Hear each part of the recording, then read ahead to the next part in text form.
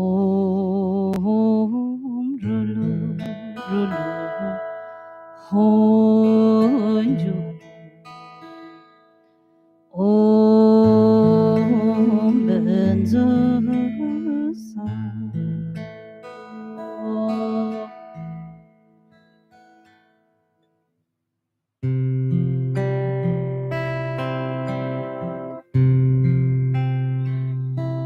Hey Lord, lead us from the illusion of false understanding towards truth. Lead us from the darkness of ignorance towards light of wisdom. Lead us to be free from the fear of death towards nectar of immortality. May peace prevail on earth. May peace prevail on earth. May peace prevail on earth. May peace be within you, within me, within all of us. May we all be able to pacify the agony of violence and brutality and the war.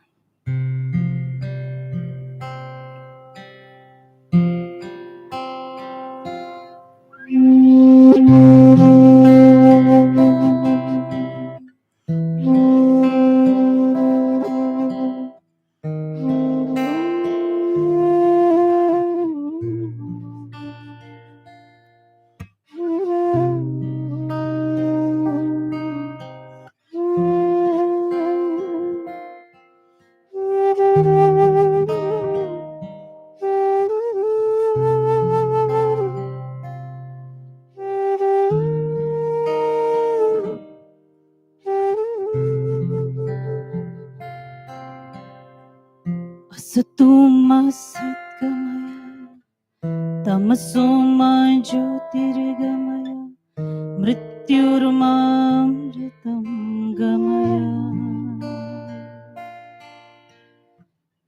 Asatoma Satgamaya Tamasoma Jyotirgamaya Mrityurmamritam Gamaya Asatoma Satgamaya Tamasoma Jyotirgamaya Mrityurmamritam Gamaya Gamaya Gamaya Om Shanti Om Om Shanti Om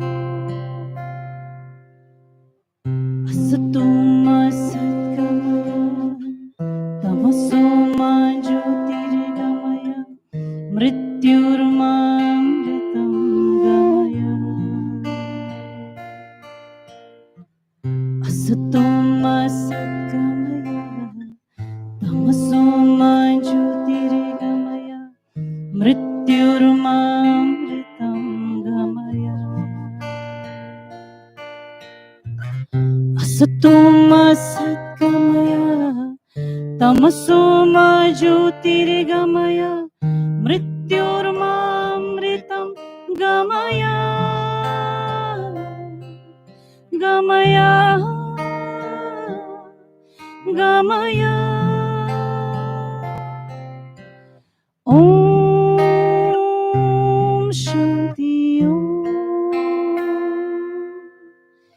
Om Shanti Om Om Shanti Om Om Shanti Om.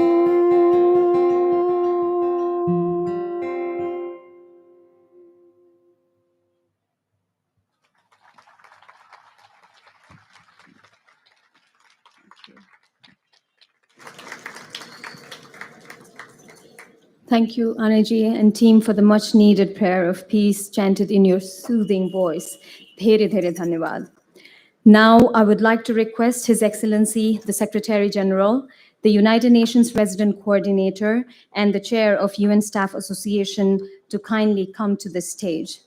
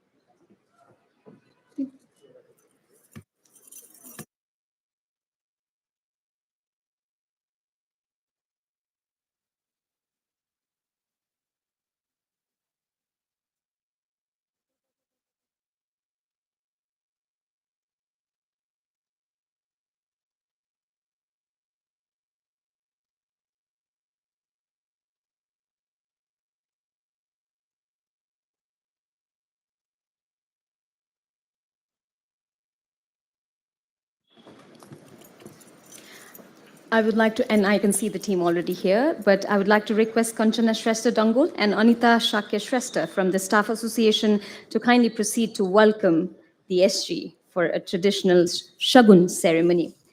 Shagun basically means good luck and is given on different occasions. Most prominent in Newari culture to symbolize a healthy time. It is practiced in various religious and cultural rituals, like during welcome, before travel, wedding, birthdays, achievements, etc. Shagun consists of 5 elements: earth, fire, wind, water, and sky, all in a form of food and liquor, and is regarded as integral for world and human safety and prosperity.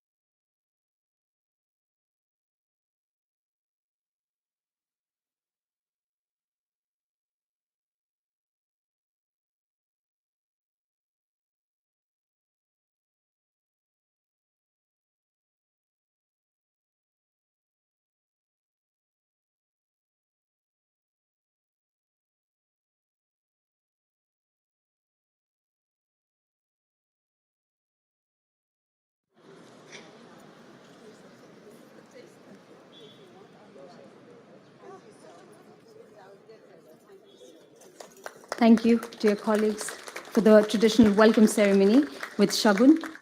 Now, I would like to invite Kalpana Sarkar, the chair of UN Staff Association, to initiate the official program and set the tone for today's proceedings with her welcome remarks.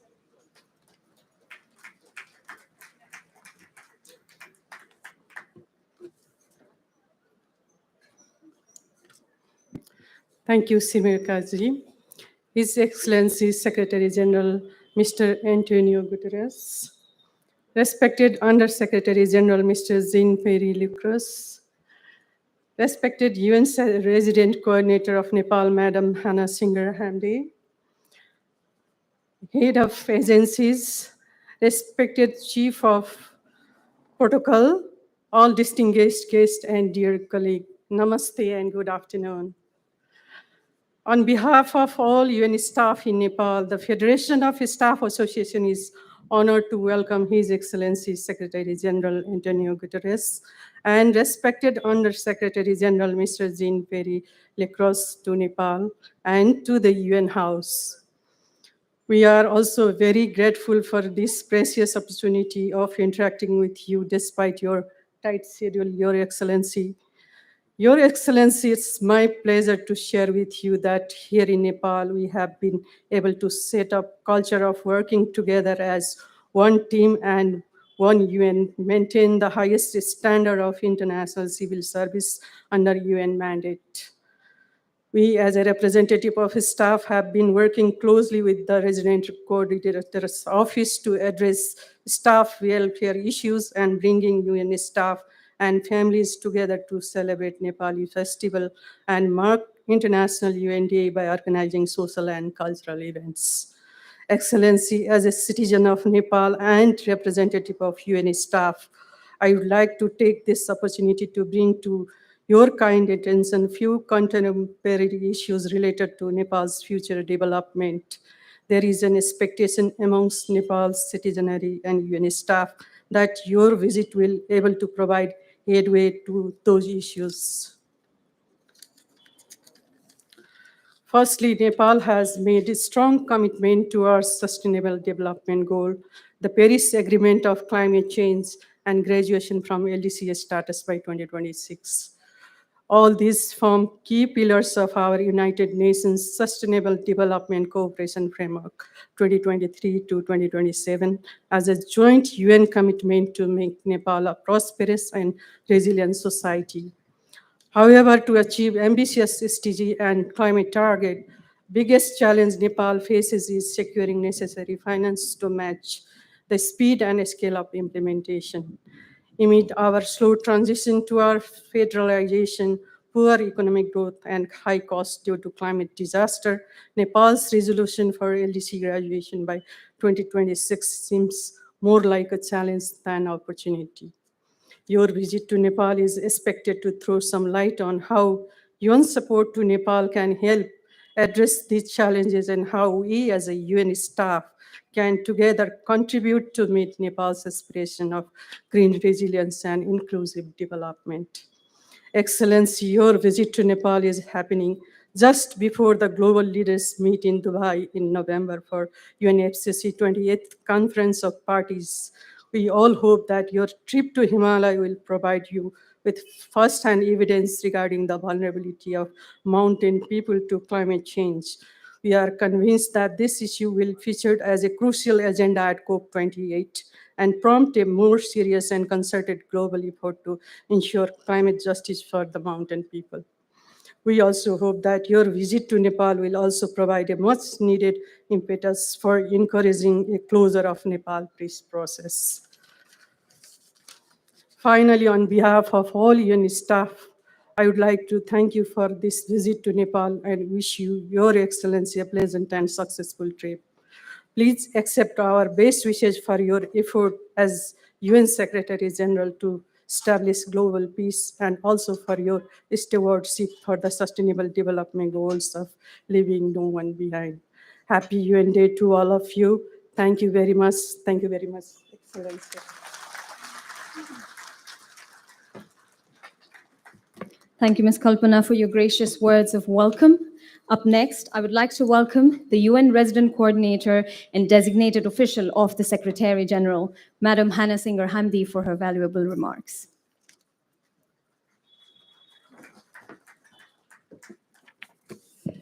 Thank you. Mr. Secretary General, our dear USG Lacroix, because of course you're a regular now. My dear UN family and my dear heads of agencies that are all present here. I would like to also acknowledge all our colleagues that are joining us online from our field offices across the country in Biratnagar, Janakpur, Hitaudu, Hitadam, Pokhara, Bhairawa, Nepalganj, and Dangadi. Namaste and a wonderful afternoon for all of you. Secretary General, I assume you are aware that we're really overjoyed and very honored that you are here with us today in Nepal, despite the many conflicting priorities worldwide, that you have it all on your shoulder. We, the UN family of 19 resident agencies and 5 non-resident agencies with more than 1,600 personnel across the country, are even more grateful to your visit to Nepal during such troubled times in the Middle East and across the world. The traditional welcome that you have received as you entered our UN house, follows the saying, Athiti Debo Baba, which literally means guests are divine. It is also our gesture to express our gratitude and solidarity with you and your tireless efforts of peace, a blessing that we hope accompanies you in your work and allows you, in the words of Lord Buddha, to be as solid as a rock, not shaken by the storm, not affected by praise, nor affected by blame. Mr. Secretary General, with deep respect, appreciation, and pride, we stand by you. And we will spare no effort to deliver what the UN was created for, the preservation of peace and the realization of rights for all. The opening line in the Nepali national anthem speaks of a country in which 100 flowers are strung together in one garland. A message that is peaceful, harmonious, coexistence is possible, but only through the efforts of all. Here today, as we look at the UN family, we see that very same garland of flowers as our good colleagues, or some of them, are dressed in traditional attire, represents some of the incredible diversity of this fantastic country with over 130, if not more, different ethnic groups. Mr. Secretary General, the United Nations in Nepal has been nearly here for over 7 decades, working with the people and the government through many milestones.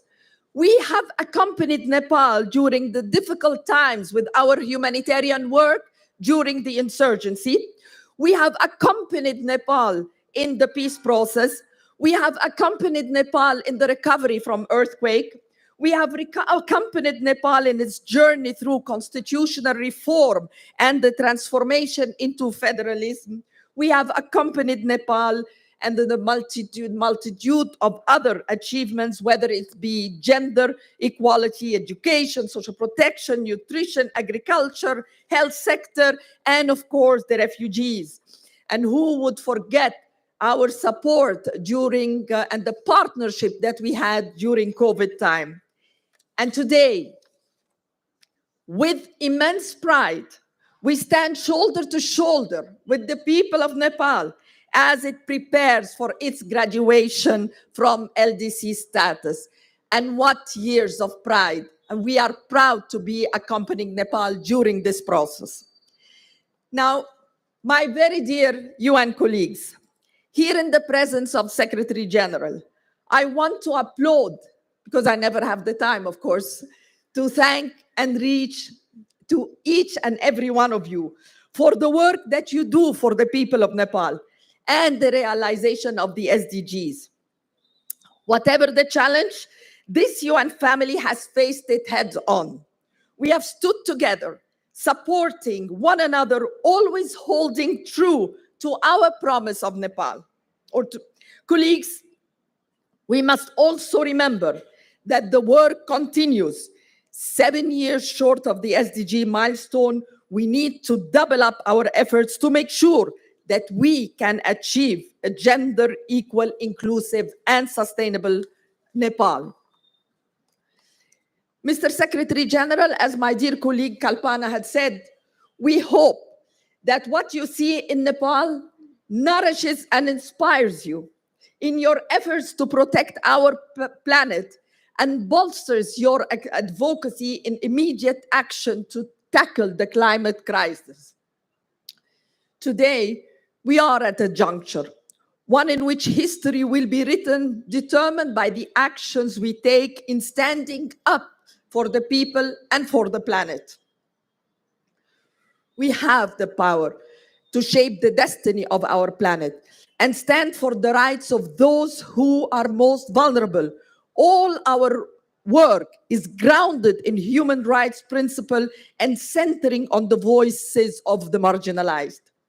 In its founding, the UN made a promise to save succeeding generations from the scourges of war, to promote social justice and progress and the realization of human rights for all. In this world in crisis, we cannot forget that. We cannot be daunted by the challenges, however insurmountable they may seem.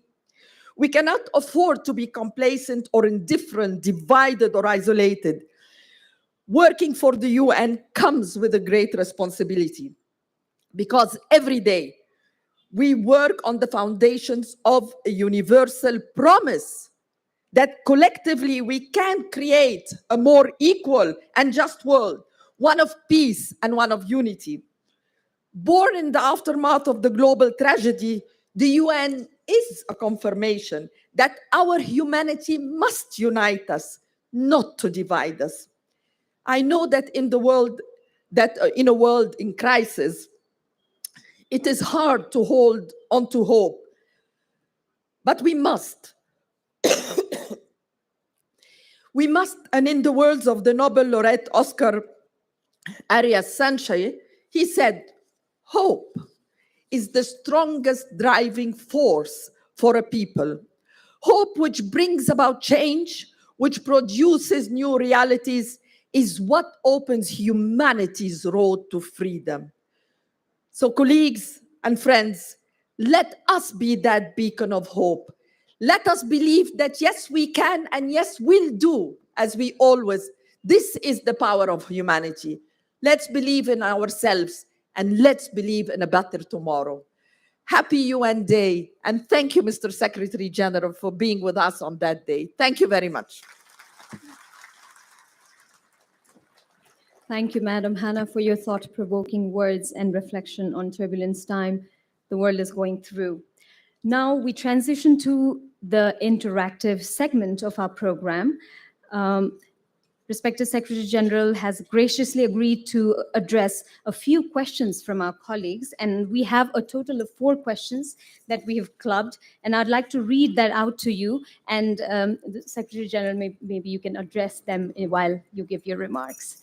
The first question is, what renewed measures will the UN adopt to anticipate and preempt conflicts in light of increasing global conflicts, and what advice can you offer to those working with the UN to ensure a sustainable impact? Question number 2, what is the most significant UN reform needed to align with sustainable development goals? Question number 3, and it's a slightly longer one.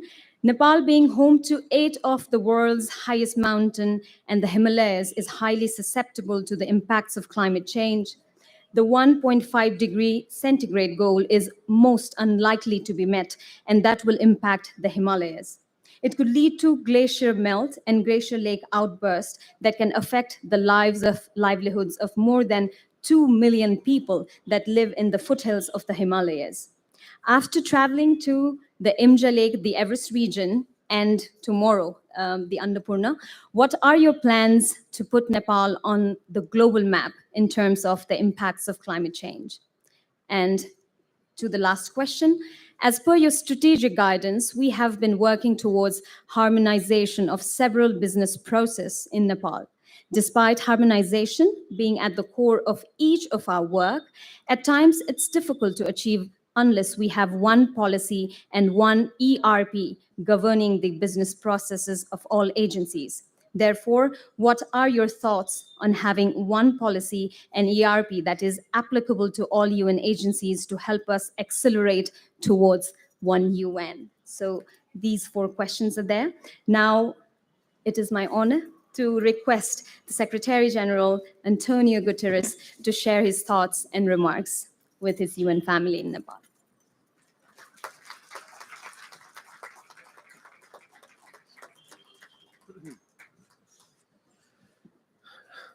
Dear colleagues, it's an enormous pleasure to be with all of you today. And I only would like to ask you, please, to take that HE out of the poster, because I'm not an excellency. I'm just a colleague that is very happy to be with all the colleagues here.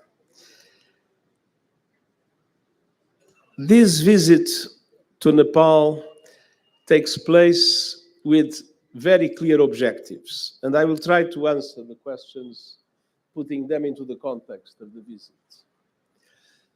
First, Nepal is a country that is for us an example in relation to peace. And it is an example in relation to peace for 2 reasons. First, because Nepal, after a dramatic conflict, was able to put in place a peace process and is practically concluding this peace process. As far as I understand, the remaining issue is related to transitional justice, and we had the occasion to have very interesting discussions on that. And our advice is to center as much as possible transition justice in the victims and in what the victims want in order to be possible to achieve full reconciliation in the Nepalese society. But Nepal is a protagonist of an exemplary process of achieving peace. And second, Nepal is the second contributor in the world to peacekeeping, which means that peace is embodied in Nepal twice: as a country able to make peace with itself, and a country able to give peace to many others in the world that are unfortunately still suffering from conflict. And obviously, in this context, the visit to Nepal is very important when we are preparing a set of proposals to the General Assembly of the United Nations called the New Agenda for Peace. We need to strengthen our capacity in prevention and mediation. And you have seen how important it is in the context of Nepal. We need to make sure that in peacekeeping operations, we do not go on having peacekeeping operations where there is no peace to keep, but that we improve our peacekeeping operations, but at the same time, that we make the international community understand that in several conflict situations in the world, we do not peacekeepers. We need peace enforcers. We need people able to fight terrorist organizations that are working there. And this is not the vocation of the UN, but it's the vocation of the African Union, for instance.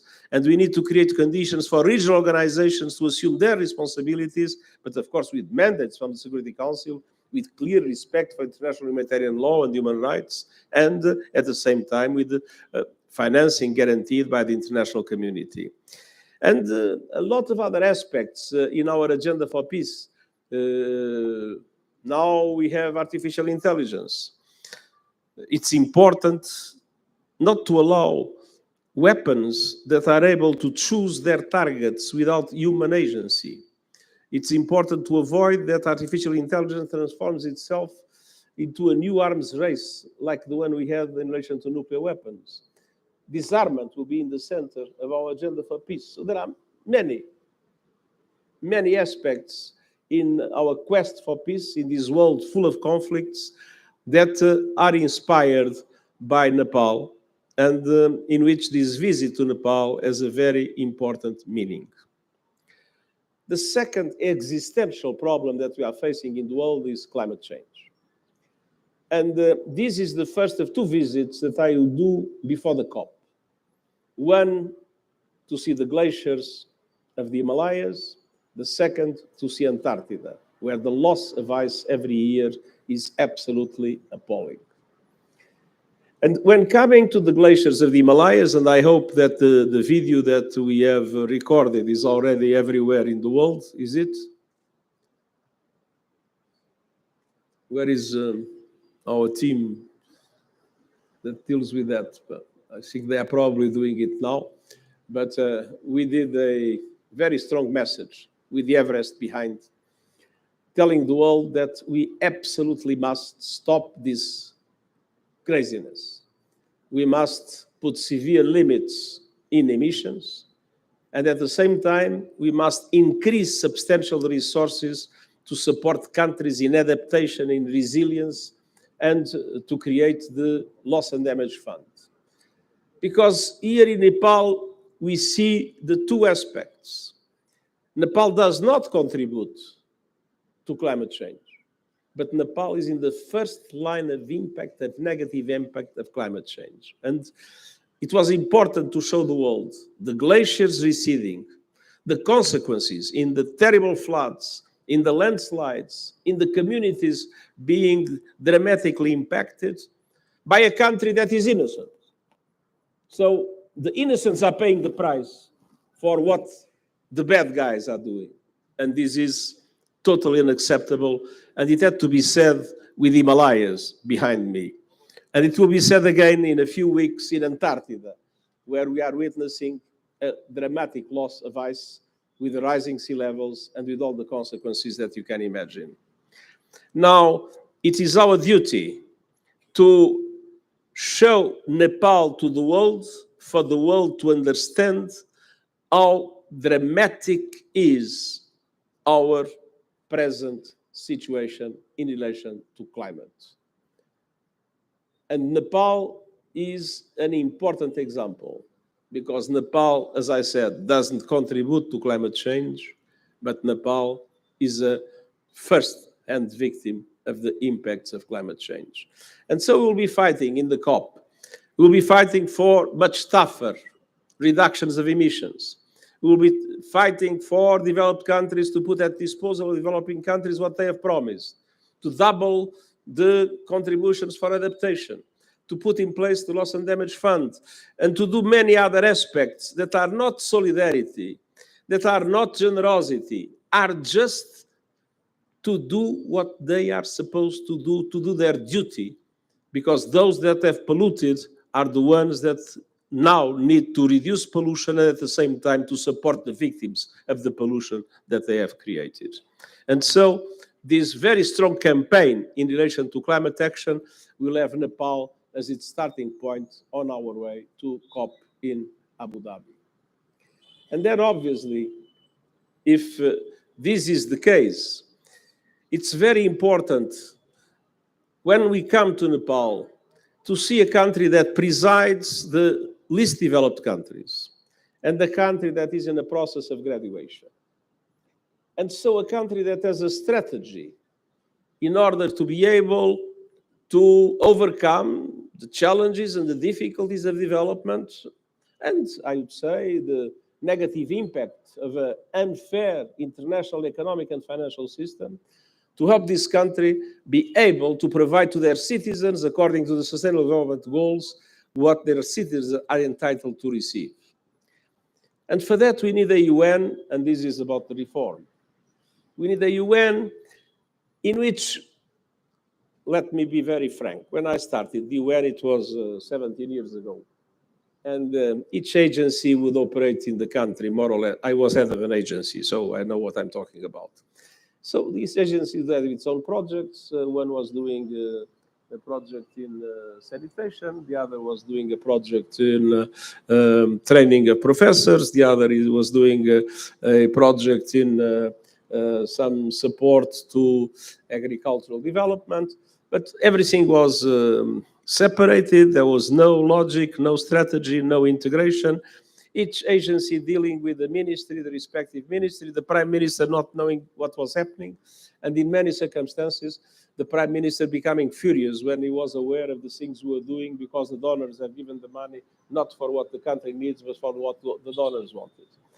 And this is the reason why we are very committed to a reform in which we have our country teams, as at global level, really being able to work together to support the country define and implement its own strategy of development. not coming here to give lessons, but coming here to support the country, defining the best way to overcome its challenges and the best way to be successful in graduation, be successful in becoming a middle-income country, and in providing the people with what the people needs and with what the people wants. With peace, Nepal has a good chance. And I think that chance needs to be fully supported by a united, well-organized country team of the United Nations.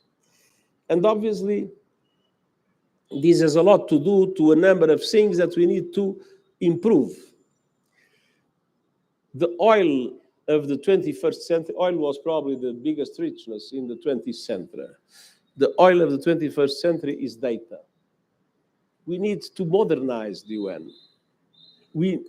Every agency in the UN has lots of data collected. The UN has a fantastic deposit of data, but the UN is very clumsy in bringing that data together and being able to use that data in order to promote effective strategies and to support countries defining their own ways to promote their own development. On the other hand, today, it's not enough to do things based on a project-by-project basis. It's essential to have a strategic vision, a strategic foresight about what the future is bringing to be able to respond to the challenges that the future will bring. Modern economists have discovered that the traditional laws of the economy do not work. And do not work because it's difficult to forecast the behavior of people. People do not react necessarily according to the laws of the theories of economic law. And so another area in which we need to develop competence is exactly in behavioral science, in the capacity to understand how policies can be adopted in order not to, I would say, be successful in the logic of what we think happens, but be successful in the logic of what people do, people think, and the ways people act. Much more linked to people, much less linked with the theory that sometimes we have and doesn't correspond to the reality. And then obviously use digital technologies, use innovation, be able to modernize the United Nations is another essential aspect of the preparations of the Summit of the Future, of the so-called Our Common Agenda, in relation to the aspects, the internal aspects of the UN. But I come back to Nepal. And my appeal to all of you, and in particular to the Nepalese colleagues, this country has a chance. This country has an enormous potential. This country was able to create the conditions to bring peace to its people. This country has a firm determination to develop, and to develop in line with the Sustainable Development Goals. And this country is surrounded by two giants, China and India, which is a problem. But two gigantic markets at the disposal of Nepal.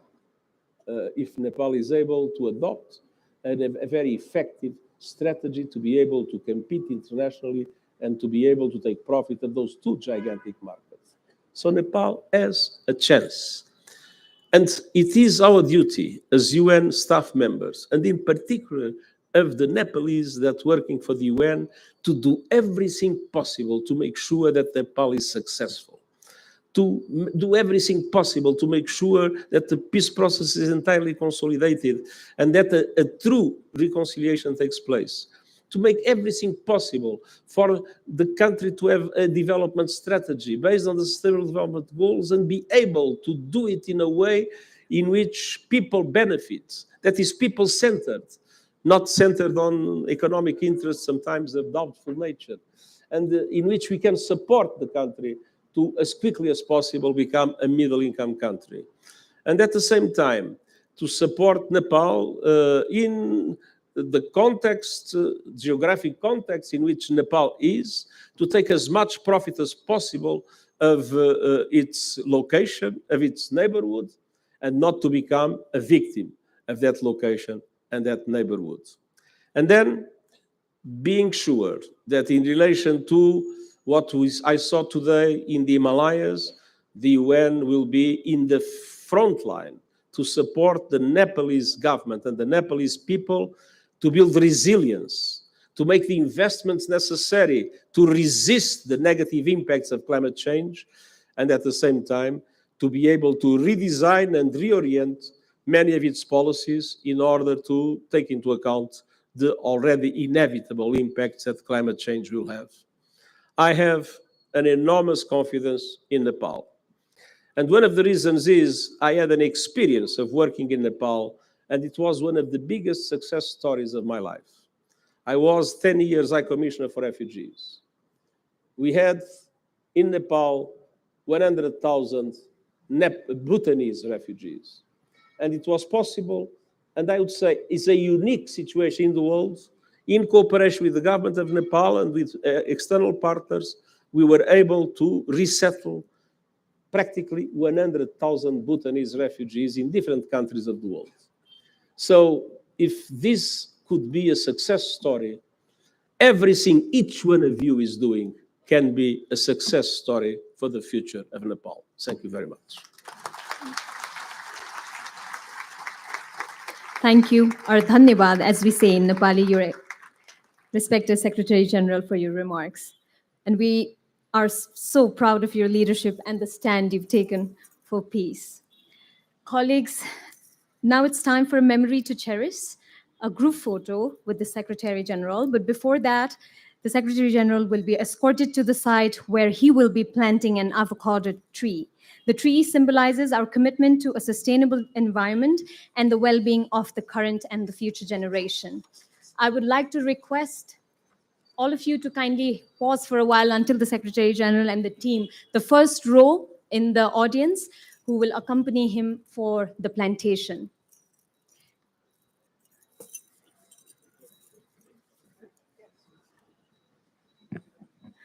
And colleagues sitting from the second row, I would like to request you to kindly follow the instruction of our volunteers.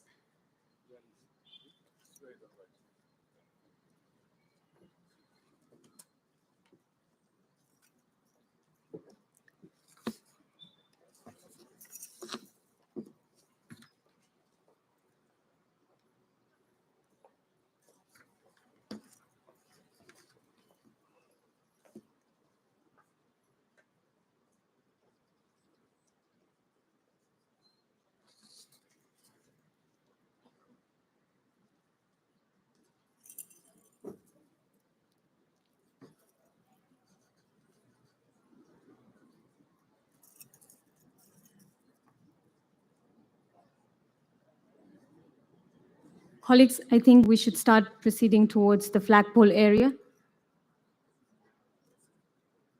Yeah, requesting, colleagues to please assemble at the flagpole area.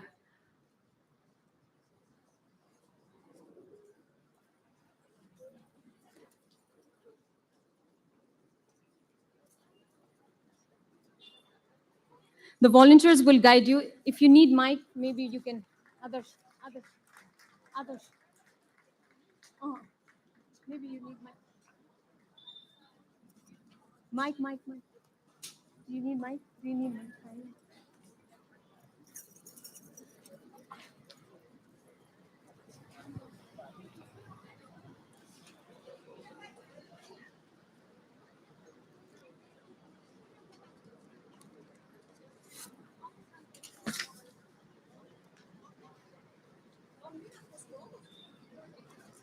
And with this, we've come to the end of our ceremony today. Thank you, all of you. Thank you to the Secretary General and his team, to all the team who have worked tirelessly to make this day a success. Thank you so much.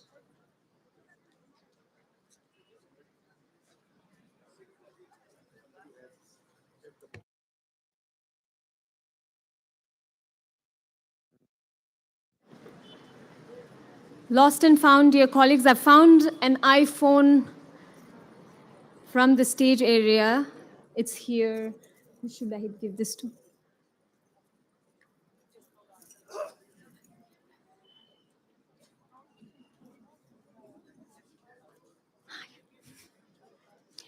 Lost and found, a black iPhone without cover.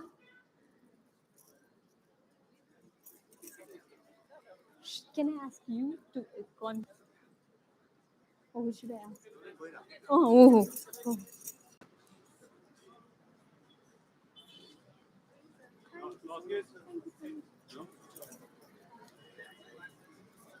A black iPhone, I don't know the model number, but without the cover has been found at the audience section.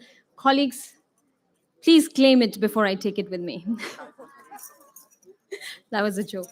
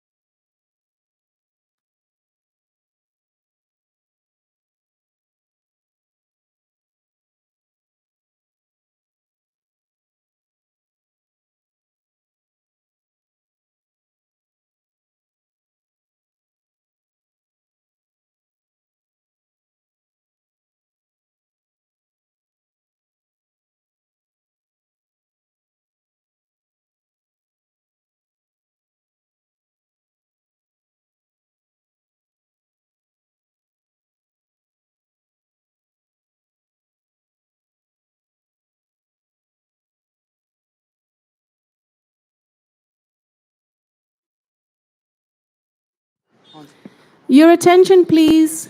Lunch will be served after this, so kindly make your way to the UN conference room. Thank you.